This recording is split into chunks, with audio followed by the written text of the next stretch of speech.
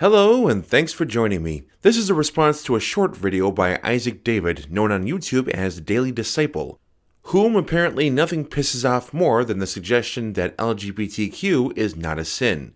Hey, Mr. David, LGBTQ is not a sin. Usually he talks about that and about porn and abortion, but in a recent video, which now has over 10,000 views, he talked about atheism. And, well, I noticed. Following a brief clip of Richard Dawkins, Mr. David had this to say.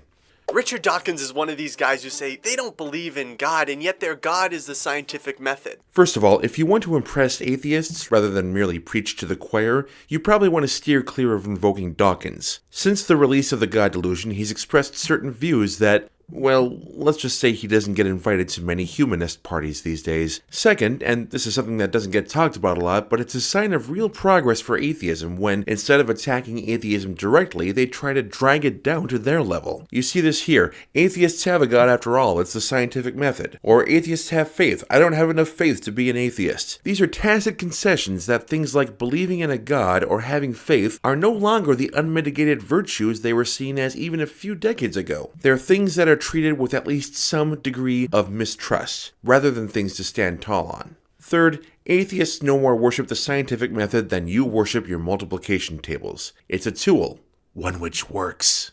But here's the thing. The scientific method presupposes the laws of logic Toast! and the ability that you can know something for sure. Toast!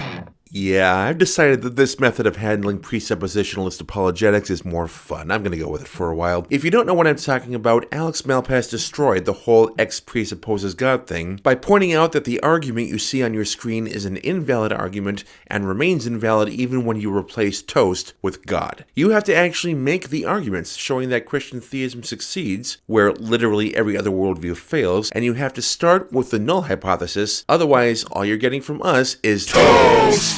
But without God, we are simply stardust bumping into stardust. We are chemical reactions. You wouldn't try to establish whether the fizzings of a soda was either right or wrong. That's absurd. But in practice, that's what they're trying to do. Now, to defend this statement, first you have to show that atheism necessarily entails materialism, which it doesn't, and then that consciousness is impossible on a materialist worldview. Some materialists hold that consciousness is reductive to material processes like brains. Others hold that it is not reductive, that it is rather a function of material processes like brains, and possibly in the future computers. And still others think that consciousness as we normally conceive of it doesn't exist. You have to show that all these notions are too implausible to accept when compared to the notion that consciousness comes from an omnipotent, omniscient being who created the universe and who cares deeply about how and with whom you have sex.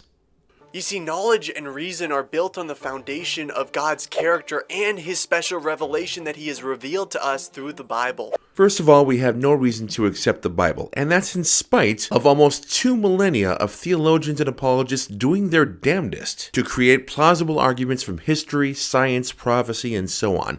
They just don't convince anyone who's not already convinced, or who doesn't want to be convinced. And you certainly don't need a God to explain how someone who wants to be convinced is convinced. Second, the Bible doesn't explain consciousness except through poetic metaphor, the breath of life, and so forth. If it did, it would be taught in neurology courses.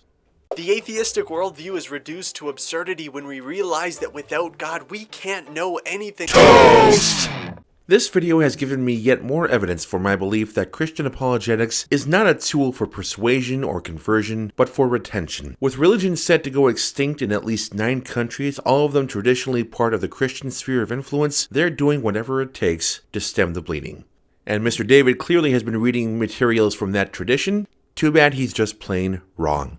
If you like this video, please hit the like button as well as the share button. If you want to see more content like this, hit the subscribe button. And if you have ideas about what worship of the scientific method might actually look like, leave a comment below. Thanks for watching. I'm David John Wellman, and the rest is up to you.